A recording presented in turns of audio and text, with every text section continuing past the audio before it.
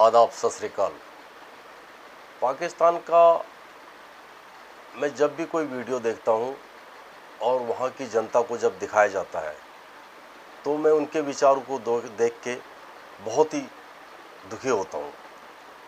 जहाँ इंडिया और पाकिस्तान एक ही साथ आज़ाद हुए थे, लेकिन फ़र्क बहुत ज़्यादा हो चुका है दोनों कंट्री के बीच में, क्योंकि वहाँ की एजुकेशन जो है वो बहुत निचले स्तर की चल रही है। अगर उनको भी एजुकेशन इंडिया की तरह मिलती तो शायद वे भी बहुत आगे बढ़ गए होते। आज भी उनको देखता हूँ, उनको वो पूरा पाषाण काल के टाइम की जो सिचुएशन थी उसी तरीके से वो जीवन यापन करते हैं। आप देख लीजिए, मेन अगर कोई भी बात हो तो उसमें कहते हैं कि ये चीज़ गलत है, या अल्लाह पाक ने ये चीज़ नहीं कही है। अरे धर्म अपनी जगह है, साइंस अपनी जगह है, ठीक है। इंडिया में भी हिंदू धर्म बसता है, लेकिन वो धर्म को और साइंस को अलग अलग लेके चलते हैं। तो यही अगर चेंजिंग इनमें भी आ जाए तो ये भी बहुत प्रोग्रेस कर सकते हैं। अब इनके आप वीडियो देखिए, और ये इसका original video new swag YouTuber का है। आप इसका ओरिजिनल वीडियो भी देख सकते हैं, और मैं अपना रिएक्शन वीडियो के अंत में दूंगा। आज का दिन जो है ना, वो हमारे पड़ोसी मुल्क की इंडिया के लिए बहुत बड़ा दिन है, क्योंकि उनके मज़हब के अंदर राखी बंधन का आज का डे है। सर, हमारा दुनिया बाइकआउट कर रही है, लेकिन अमेरिका के न्यूयॉर्क सिटी के अंदर न्यूयॉर्क ने कहा है कि भाई, अमेरिका ने कहा कि न्यूयॉर्क के पूरी स्कूलों के अंदर छुट्टी होगी और आज के दिन को सेलिब्रेट किया जाएगा, जो कि राखी बंधन है। क्या वजूहत है कि उनको प्रमोट किया जा रहा है? क्या वजूहत है? वजूहत यहाँ के ओलमा और कुछ भी नहीं। क्या ओलमा जो है ना, हमारे मौलवी जो यहाँ पे मदरसे और ये जो ऐसी तंजीमें इन चीज़ों को पूरा समझती हैं, इसकी वजह से ये सारा निज़ाम उल्टा पुल्टा। लेकिन आप बुरा नहीं समझते? नहीं, मेरे साथ तो कोई बुरा नहीं है। सर, किसी को इजाज़त होनी चाहिए, अपने मज़हब में अपनी इजाज़त होनी चाहिए। इसी वजह से वो दुनिया में प्रमोट हो रहे हैं। प्रमोट हो रहे हैं। आज देखिए ना, अमेरिका ने आज तक किसी भी, हमारी ईद आती है, कभी अमेरिका ने कहा कि ईद के दिन भी पूरे अमेरिका को छुट्टी देंगे हम। न्यूयॉर्क का भी कभी छुट्टी हुई है? छुट्टी होती है वहाँ ईद के अंदर वहाँ भी होती है छुट्टी। एक्चुअली अमेरिका अगर राखी बंधन वाले दिन छुट्टी करवा रहा है तो उसके पीछे मुख्य कारण यह है कि इंडिया इस समय एक बहुत प्रोग्रेसिव कंट्री है, जिसकी वजह से उनको भी यहाँ से बिजनेस मिल सकता है और मिल भी रहा है। पाकिस्तान को ये समझने की ज़रूरत है कि अगर आप भी इसी ढंग से प्रोग्रेस करोगे तो हर कंट्री आपके साथ भी कई मामलों में कंप्रोमाइज़ करेगी। ये समझने की बात है पाकिस्तान के लोगों को। खाली मुसलमानों को ही होती है, ज़ाहिर है। अभी न्यूयॉर्क पूरा को बंद किया गया है, और पूरा अमेरिका मना रहा है उनके डे को, उनके बड़े दिन को। बेसिकली इंडिया जो है ना, हमसे आगे है। आई बात समझ के नहीं, हम जो मर्जी कर लें वो हमसे आगे ही है। किस तरह से आगे? हर तरफ से आगे। क्यों आगे? उनकी अवाम आज़ाद है, हम आज़ाद नहीं हम आज़ाद नहीं है। हम तो कहते थे 1947 को आज़ाद हुए। बस आज़ाद हैं। नाम के? किसका नाम के आज़ाद है?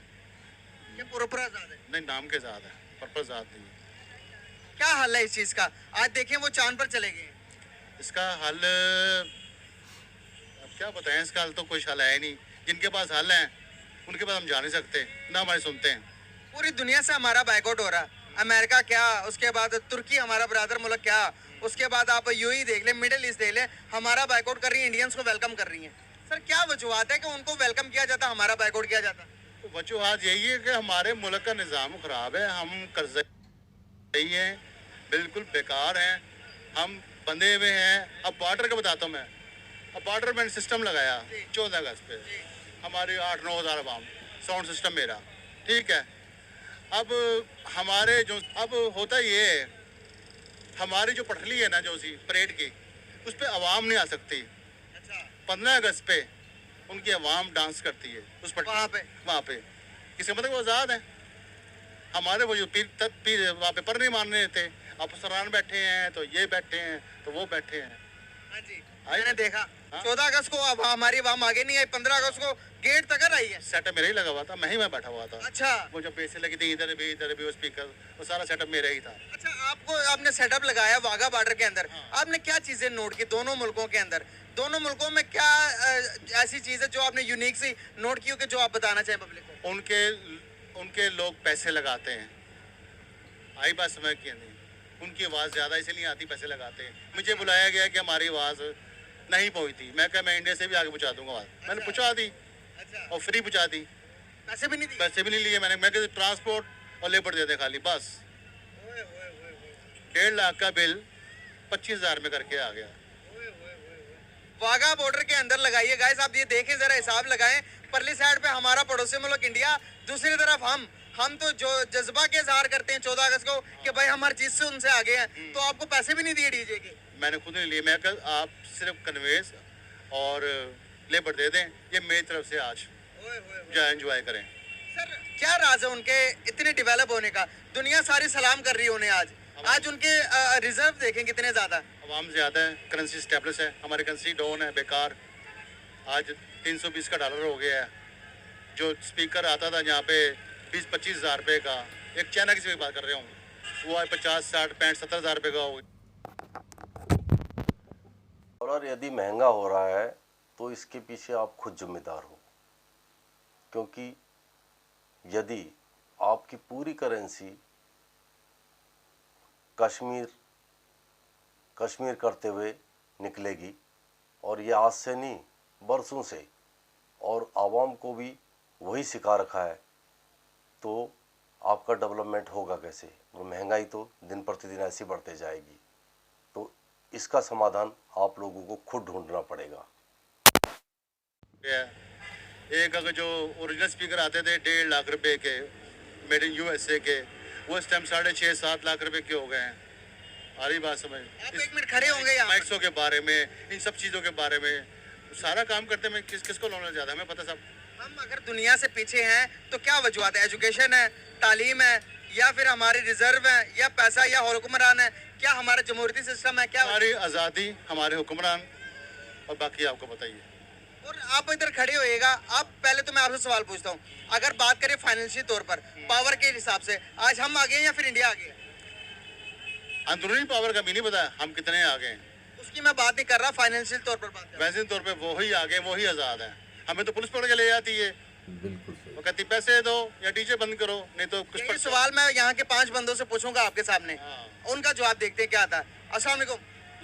क्या लगता है कि फाइनेंशियल तौर पर, पावर के तौर पर हम ज्यादा आगे हैं या फिर हमारा पड़ोसी मुल्क इंडिया आगे है? भाई हम पाकिस्तान पावर के तौर पे मजबूत है ज्यादा। इनसे भी पूछूंगा मैं आपके सामने, क्या लगता है आपको? क्या लगता है पावर के तौर पर हम आगे या फिर हमारा पड़ोसी मुल्क इंडिया? पाकिस्तान पावर है पावर के हिसाब से पाकिस्तान आगे है। आप क्या समझते हैं? जी, पावर के लिहाज से तो अमेरिका आ गया, नहीं, पाकिस्तान और इंडिया के दरमियान बात हो रही है। इंडिया आ गया। पावर के हिसाब से जबरदस्त। आप क्या कहेंगे? नहीं, कुछ तो बोल दो। अच्छा, आपको बेटा, आप क्या कहेंगे? सर आप क्या कहेंगे? पावर हिसाब से मिलीजुली प्रतिक्रिया मिल रही है लोगों की। आधे लोग कह रहे हैं इंडिया आ गया है और आधे कह रहे हैं पाकिस्तान आ गया है। लेकिन जो इंडिया आ गया है कह रहे हैं वो हकीकत में कुछ नॉलेज रखते हैं, और जो पाकिस्तान आ गया कह रहे हैं वो केवल अपना देश प्रेम प्रदर्शित कर रहे हैं और कुछ नहीं। हकीकत उसमें कुछ नहीं है। देखो आगे एंकर और पूछ रहे हैं, ये भी देखिए।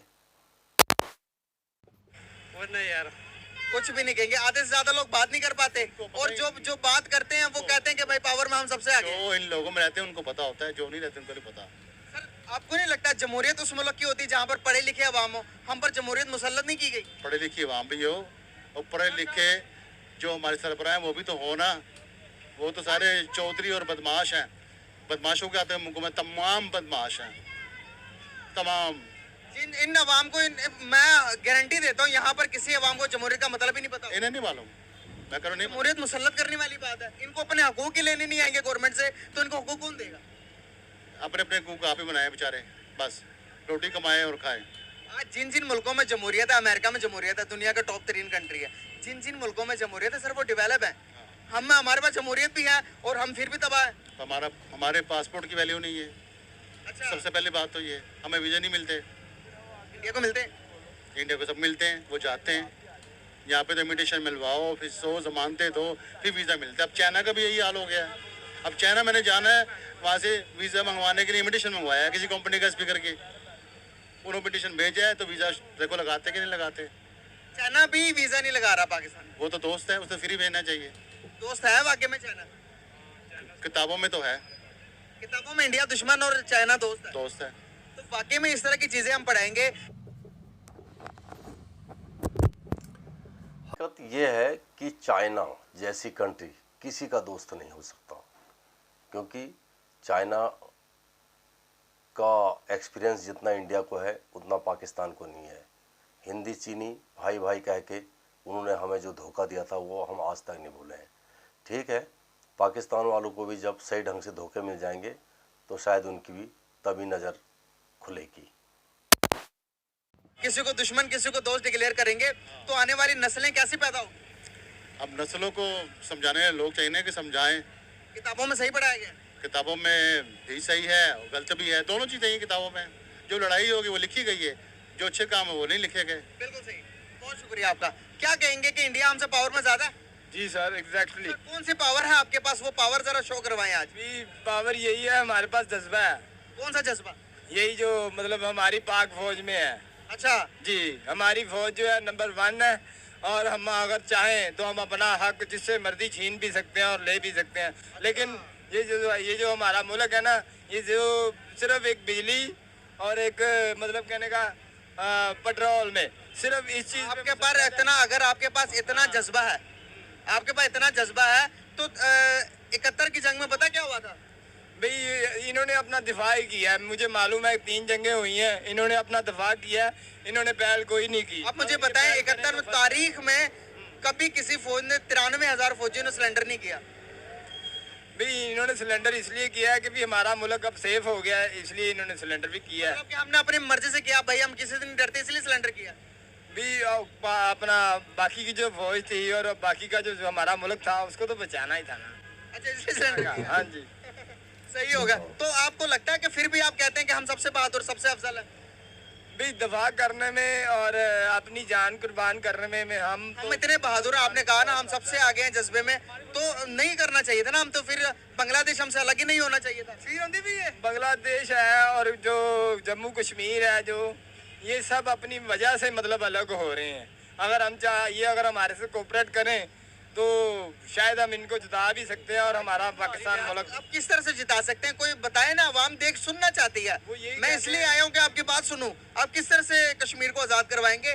जरा आज खुल के बात करें। कश्मीर ने तो खुद ही कहा है ना कि भी हम अपना मुल्क खुद ही बनाएंगे। ठीक है, वो इसलिए अब हमें खामोश होना पड़ गया। अब इंडिया ना, अगर खामोश ना होते तो क्या करते? भी खामोश, अगर वो इंडिया कश्मीर अगर हमें कहता कि भी पाकिस्तान जो है हमारे साथ मिलके ये इंडिया के साथ दिफा करे, अच्छा, तो शायद हम अपना इंडिया को फतह कर लें। अच्छा, इंडिया को भी फतह करेंगे आप? जी सर।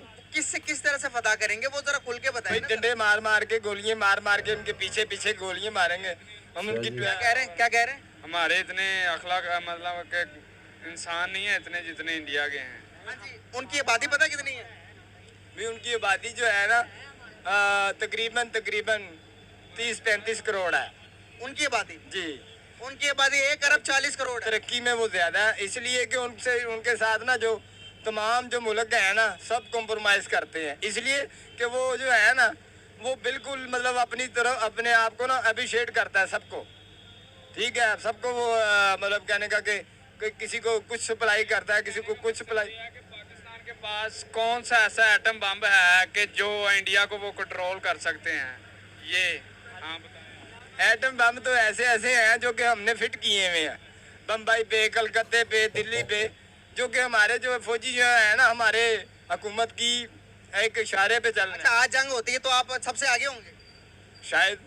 कैसे? आपके पास रोटी नहीं होगी, जंग लड़ सकते हो जाके? भाई रोटी नहीं होगी, कम से कम ये तो करेंगे ना, फौजियों को असला तो भर भर के देंगे ना, गोलियां बारूद। और हमारा दिमाग मेंटल लेवल हमारा चेक करें गाइस आप लोग, कि हम सिर्फ लड़ने मरने और दाड़ने पे ही लगे हुए हैं। हमने ये नहीं सोच रहे कि अगर इंडिया इकोनॉमिकल तौर पर आज ज्यादा हमसे स्ट्रॉन्ग है तो हम भी अपनी इकोनॉमी को स्ट्रॉन्ग करें। लड़ा देखो भाइयों, अब ये सारी वीडियो लगभग हमने देख ली है।